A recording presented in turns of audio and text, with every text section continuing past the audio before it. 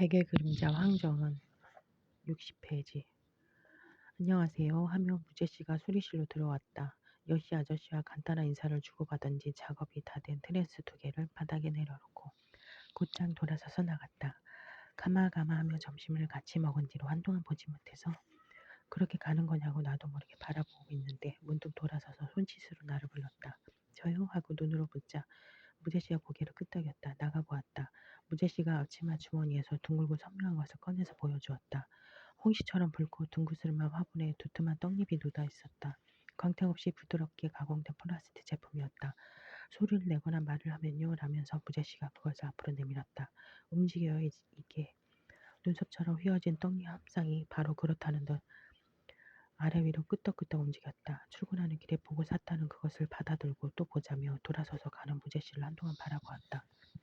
손바닥에 화분 얹은 채로 수리실로 돌아갔다. 어느 틈에 그 자리로 돌아가는지 유건씨가 입구에 앉아서 가만히 나를 보고 있다가 말했다. 아픕니까? 아니요. 얼굴이 빨갛습니다. 빨갛지 않아요? 라고 말하며 캐비닛 위에 화분을 올려놓았다. 떡잎이 부지런히 움직이고 있었다. 잎을 먹는 잎. 8월엔 비가 내렸다. 거의 매일 내렸다. 퍼붓듯 쏟아지다가 반짝했다가 꾸물꾸물 어두웠다가 툭툭 떨어지다가 다시 한 차례 퍼붓고 점차 가늘어져서 그 비가 밤새 이어지는 뒤끝 있는 날씨가 계속되었다. 이불이 묵직해서 이따금 보일러를 틀어두고 잤다. 아침에 냉장고 문을 열다가 청개구리를 발견했다. 밟을 뻔했다. 엄지손톱만한 크기로 맑은 연두색이었다. 개구리를 잡아보았다. 꽈리처럼 볼록하게 솟은 엉덩이를 건드리자 읍 하고 턱이 부풀리며 손바닥 위에서 방향을 바꿨다. 개구리란 차가운 생물이라서 생각했는데 그다지 차갑지 않아서 놀랐다. 개구리의 발가락은 섬세하게 갈라져서 작고 가늘고 투명했다. 밟았으면 어쩔 뻔했냐고 새삼 놀랐다. 출근하는 길에 화단에서 자라고 있는 강아지 풀에 붙여주었다. 개구리의 무게 때문에 풀잎이 약간 휘어졌다. 개구리는 잠자코 엎드려 있다가 문득 뛰어서 덤불 속으로 사라졌다. 버스에서 내려서 우산을 이리저리 흔들며 상가 주차장을 가로질렀다. 엘리베이터를 기다리는데 벽에 붙은 것이 있어 멍하니 읽어보았다. 전자상가 철거에 관한 세입자 대책회의라는 제목으로 일시와 시간이 장소가 공지되어 있었다. 여시 아저씨가 출근하는 길을 기다렸다가 철거에 관해 물었더니 그런 이야기는 예전부터 있었으나 구체적으로 진행된 적은 없었다고 대답했다. 이번에 뭔가 임박했으니 회의도 하는 것 아닐까 라고 말해도 여시 아저씨는 아직은 먼 이야기라며 느긋한 기색이었으나 모임 날짜가 지나서는 또 다른 모임을 알리는 공지가 벽에 붙기도 하고 현수막이 걸리기도 하는 등 분위기가 어수선했다. 정경을 마시러 갈까요? 월요일인데요. 월요일이면 어때요? 요즘 비가 자주 와서 배도 싸늘하니라며 앞서는 무제씨를 따라서 술을 마시러 갔다. 가는 길에 유곤씨를 만났다. 멀티탭이 당긴 종이봉투를 껴안고 우산은 어디에 두었는지 상가 입구에서 서성거리고 있었다. 무제씨가 유곤씨에게 인사를 건네는 것을 보니 유곤씨는 공씨 아저씨의 공방에도 이따금 들르는 모양이었다. 나는 춥습니다. 바지자락이 젖어서라고 울적한 목소리로 말하는 유곤씨에게 무제씨가 동양을 권했다. 정류장 부근에 있는 주점에 자리를 잡았다. 무제씨와 유곤씨는 배운 정종을 주문했고 나는 맥주를 주문했다. 점원이 간단한 안주로 오이와 미역 무침을 가져다 주었다. 무제씨와 유곤씨가 마실 정종 잔에 북어 지느러미게 떠 있었다. 이건 꼬리일까요? 꼬리 같은데요. 커다란 나방 같네요. 나방이라고 생각하면 으스스하죠. 이건 나름대로 좀 그러네요. 정종잔을 들여다보며 이런 대화를 나누고서는 한동안 말없이 마셨다. 여전히 비가 내리고 있었다. 발목이 저려서 잡아보니 살갗이 싸늘했다. 요즘엔 계속 발목이 젖은 채로 집으로 돌아가고 있었다. 요전의 개구리는 어떻게 되었을까? 하고 생각했다. 화단을 벗어나지 않고 잘 살고 있을까? 화단이라도 조금만 것이라 진작 벗어난지도 모르겠다. 개구리는 화단의 경계라는 것은 잘 모르니까 훌쩍 넘었다가 이번에야말로 누군가의 발에 밟혔을지도 모르겠다. 죽었다면 앞뒤 생각하고 화단에 놓아준 내가 나빴던 걸까 하고 생각하는 틈에 절반을 마셨다. 바깥을 향한 유리창에 뿌옇게 김이 서려 있었다. 무제씨가 손끝으로 창을 문지르자 바깥 유리에 맺힌 빗방울들이 보였다. 주방 쪽에서 채소와 간장을 볶는 냄새가 났다. 항상 치고 다니는 계산기를 잔 곁에 놓아두고 잔을 잡았다가 놓았다가 하며 정종을 마시고 있다가 유곤 씨가 말했다.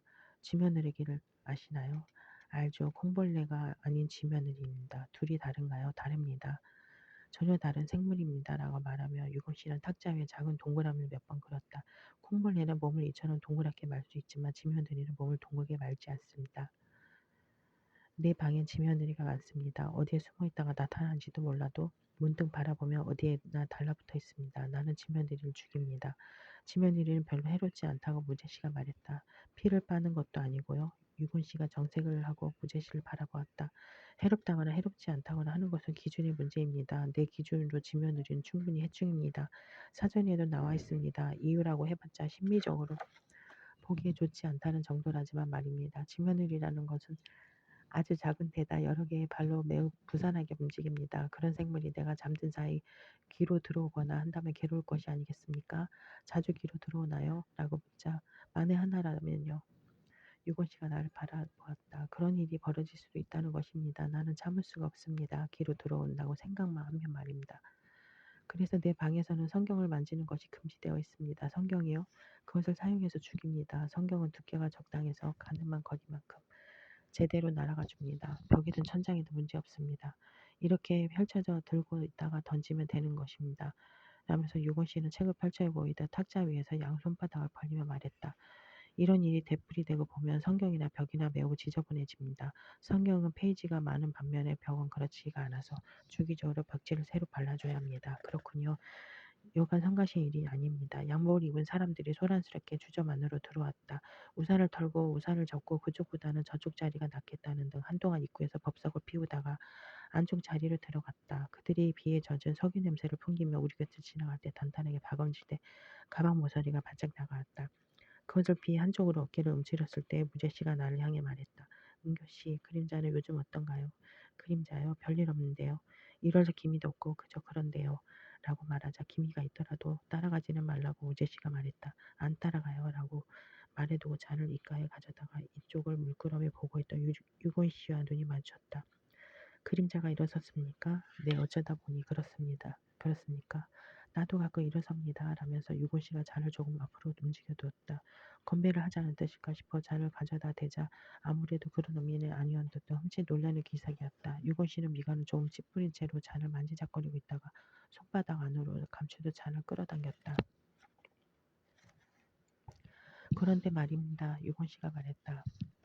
쥐며느리가 정말 물지 않는다고 생각하십니까? 입이 있는데 어째서 물지 않습니까? 입이 있다는 것은 틀림없이 무언가를 깨문다는 의미인데 말입니다. 12살 때였습니다. 아버지가 돌아가셨습니다. 압사였습니다. 아버지의 아파트 건설 현장에서 일하고 있었습니다. 타워 크레인에 추가 30m 높이에서 몸 위로 떨어졌습니다. 죽음이 너무도 확실했기 때문에 3시간이나 줄을 그대로 내버려 두었다고 합니다. 어머니는 시체를 보기 전에는 그의 죽음을 믿지 않겠다며 고집을 피우다가 기어코 그의 마지막 모습을 보러 내려갔습니다. 나는 산복을 입은 고모들 곁에 앉아 있었습니다. 나는 이때 어렸지만 이 장례식에 관해서는 세세한 부분을 선명하게 기억하고 있습니다. 장례식장 안을 사용하는 넓은 마루에 올라서자 놀랄 정도로 바닥이 차가웠던 것. 나중에 어머니가 장식장으로 돌아와서 기이할 정도로 차분하게 앉아있다가 내게 말하기 위해서 옷자락을 잡아당겼던 것. 내 옷자락이 그녀가 잡아당기는 방향으로 조용히 끌려갔던 것. 어머니가 내 쪽으로 몸을 굽혔을 때 그녀의 목에 작은 땀방울들이 맺혀 있었던 것. 그녀가 입고 있던 삼복에서 아몬드를 태운 듯한 냄새가 났던 것. 치마를 고정하는 끈이 풀어져 한쪽 가슴 아래로 흘러내렸던 있던 것. 이윽고 그녀가 했던 말. 저것은 내 아버지가 아니다. 나를 못마땅하게 생각하는 사람들이 그를 어딘가에 숨겨두고 내 아버지라며 돼지 한 마리를 가져다 두었다라고 이 이야기를 듣고 내가 거의 즉각적으로 차가운 금속 침대에 들어놓은 돼지 한 마리의 이미지를 떠올리는 것 등을 말입니다. 죽은 사람들과 그들을 감싼 천에 수없이 쓸리고 닳아서 반짝거리는 금속 침대라는 것을 나는 이전에 본 적이 없었습니다. 실제로는 한 번도 보지 못한 그러한 물건의 윤곽이며 감촉 같은 것을 어떻게 그렇게 분명하게 떠올릴 수 있었을까 하고 지금까지도 나는 의아하게 생각하고 있는 것입니다. 조문객이 많았습니다. 가톨릭 신도들이 끊임없이 조문을 했습니다. 그들이 죽은 사람을 위해 읊조리던 기도가 돌림놀이처럼 내내 들렸던 것을 기억합니다. 입간식이 있던 날 사람들이 촛불을 들고 그가 누운 방으로 들어갔습니다. 아버지는 벌써 배로 만든 옷을 입고 있었고 손이며 얼굴 등도 삼배로 동그랗게 묶여 있었습니다. 사람이 너무 많아서 나는 뒤쪽에서 안쪽으로 더는 들어가지 못했습니다. 나는 내 앞을 막아선 사람들 중에 누가 내 아버지와 알고 지낸 사이인지 잘 알아볼 수 없었습니다.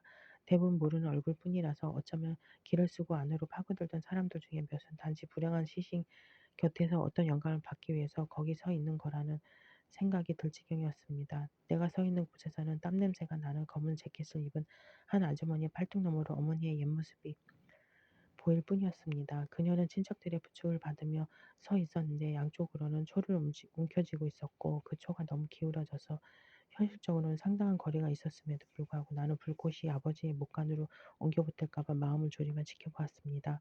장례식이 끝난 후 어머니는 한동안 병원에 머물러 있다가 그림자를 얻고 집으로 돌아왔습니다.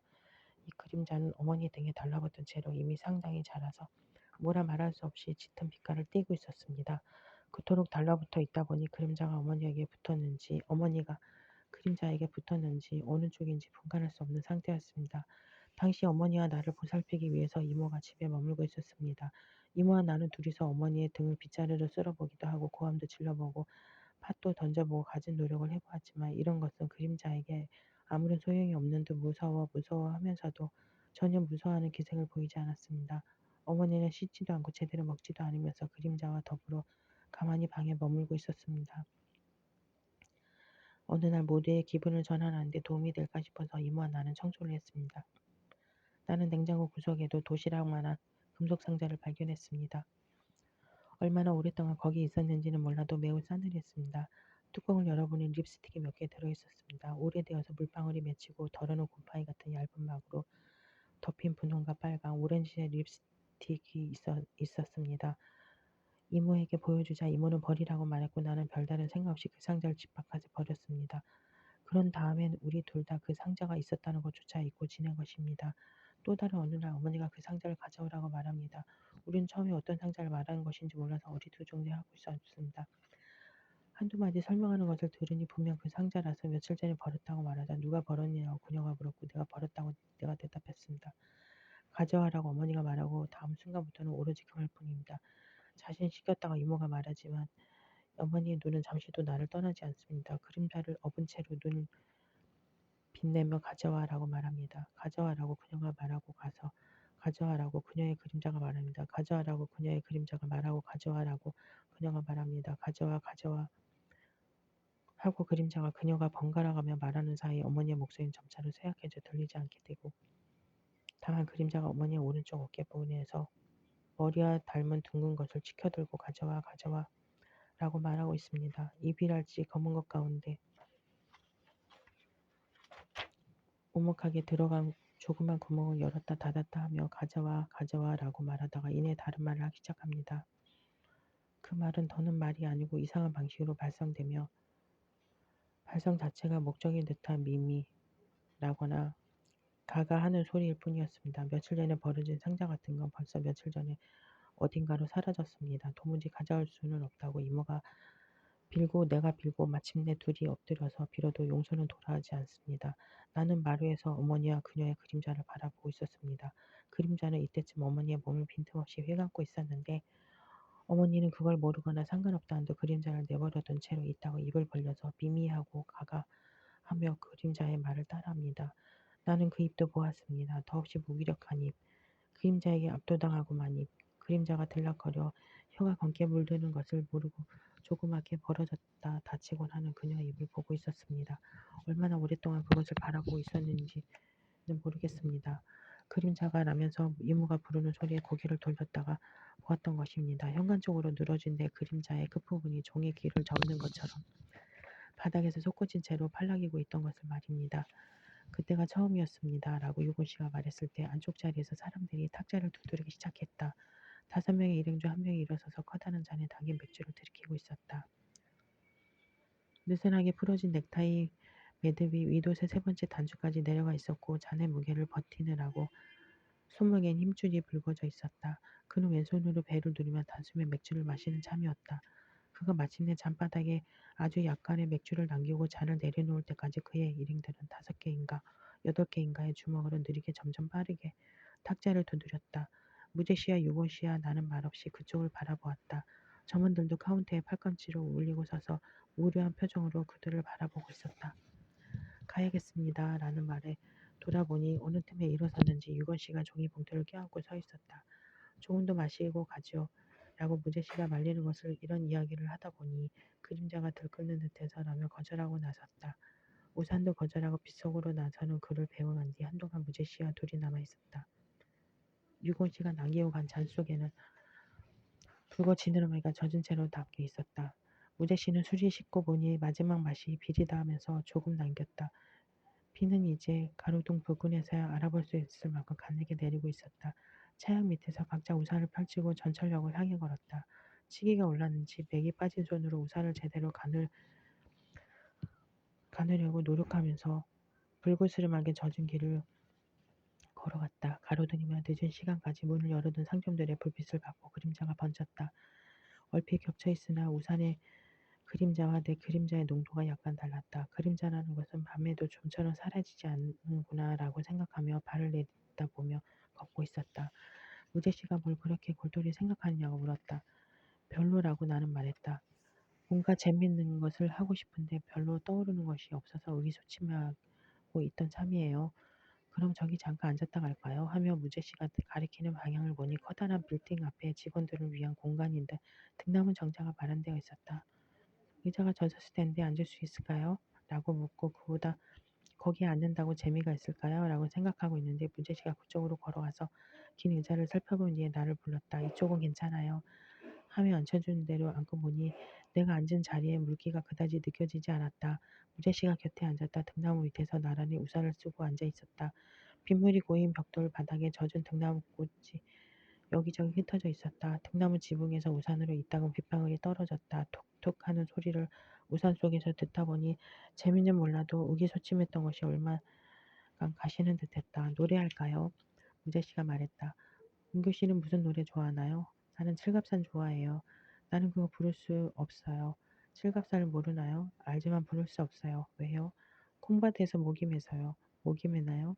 콩밭 매는 안악이 배적삼이 젖도록 울고 있는 데다 포기마다 눈물을 씻으며 밭을 메고 있다고 하고 새만 우는 산마리에 호러머니를 두고 시집 와버렸다고 하고 그렇군요. 말없이 밤거리를 바라보았다. 전조등을 밝힌 차들이 노랗게 비출기를 비치며 지나가고 있었다.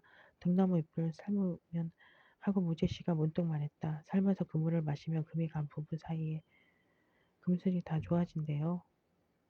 그렇대요. 언제고 우리 틈에 금이 가면 삶아서 마실까요? 라는 말에 당황해서 우리는 부부도 뭣도 아닌데 라고 얼버무리자 무제씨가 우산 속에서 싱글벙글 웃었다. 나는 에헤 하고 기침을 했다. 금슬은 잘 모르겠지만 무제씨 이렇게 앉아 있으니 배도 따뜻하고 좋네요. 네, 그냥 좋네요. 하며 밤을 바라보며 앉아 있었다.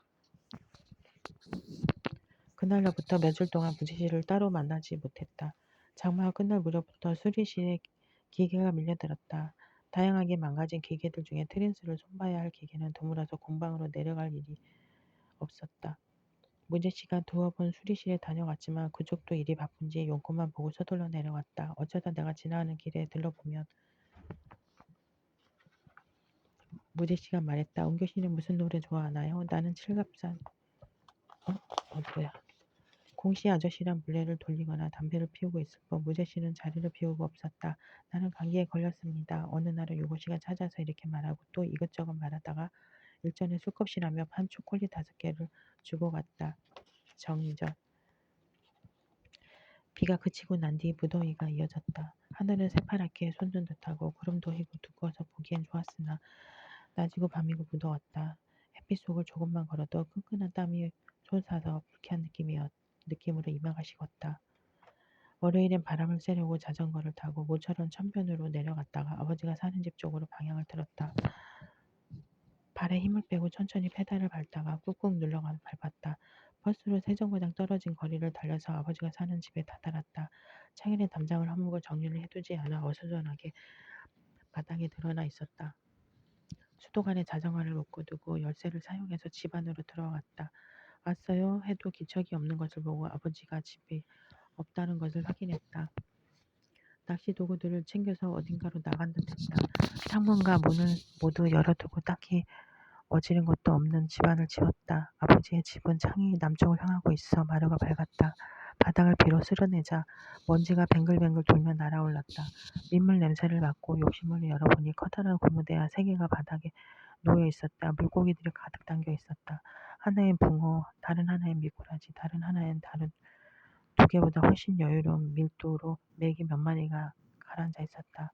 어렸을 때부터 보아서 새삼스러울 것도 없는 광경이었다. 쪼그리고 앉아서 대야 속을 들여다보았다. 붕어 가운데 몇 마리는 벌써 뒤집어져서 은백색 배를 드러내고 수면에 떠 있었다. 근처 타일바닥에 몸집이 작은 붕어 한 마리가 붙어 있었다. 공기에 노출된 비늘이며 투명한 눈이 이미 빳빳하게 말라 있었다.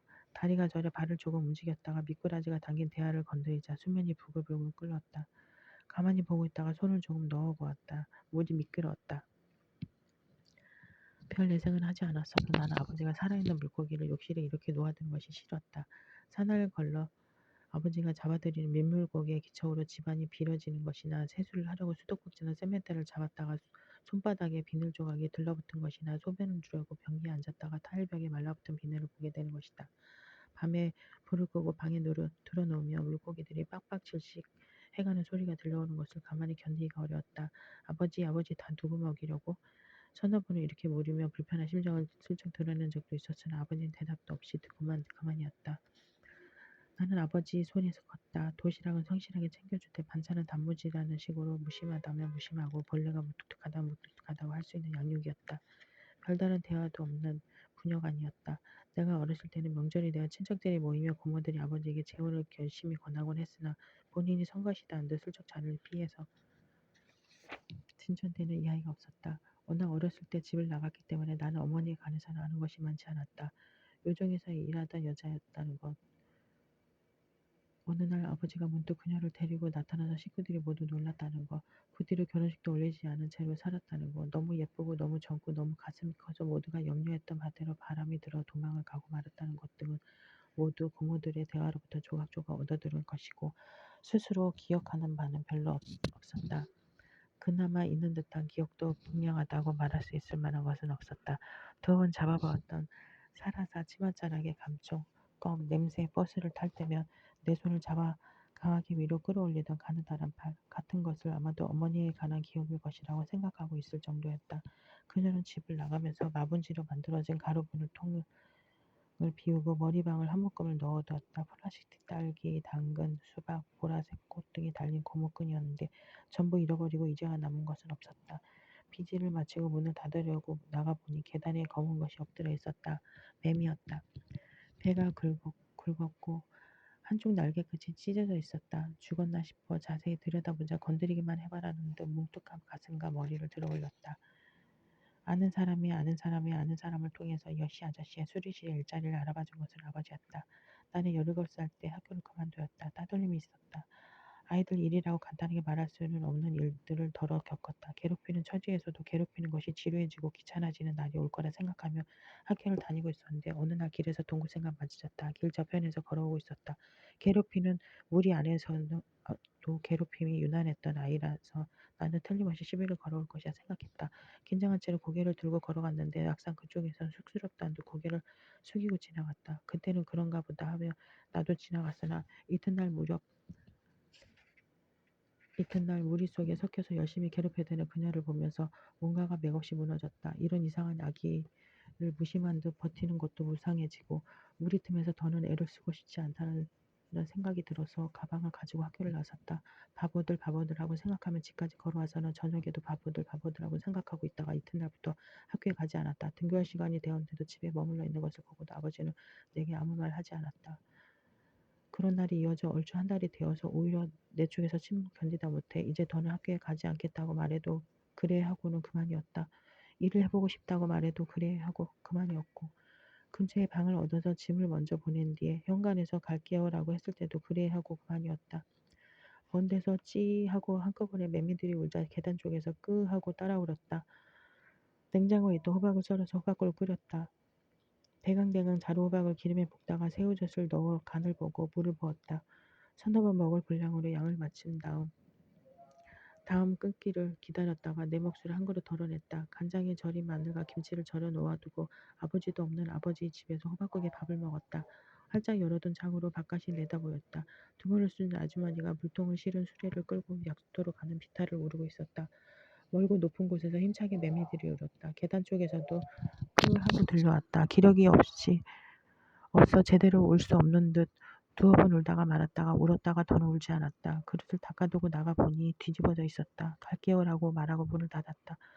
가동에서 수리실 값비슷한 규모로 수리실을 열어두고 있는 박씨 아저씨가 찾아왔다. 짐 공간 앰프 2개를 수리해서 내리며 며칠간 들여다보았는데도 해결을 보지 못했다고 여시 아저씨 도움 부탁해왔다. 두 사람이 앰프를 들여다보며 이런저런 이야기를 나누는 동안 나는 박씨 아저씨의 동행에서 너덜너덜 하나마 의자를 권했다. 말쑥하고 점잖은 인상의 할아버지였다. 의자가 지저분한 것도 개의치 않고 단정하게 앉아서 두 기사의 모습을 바라보고 있었다.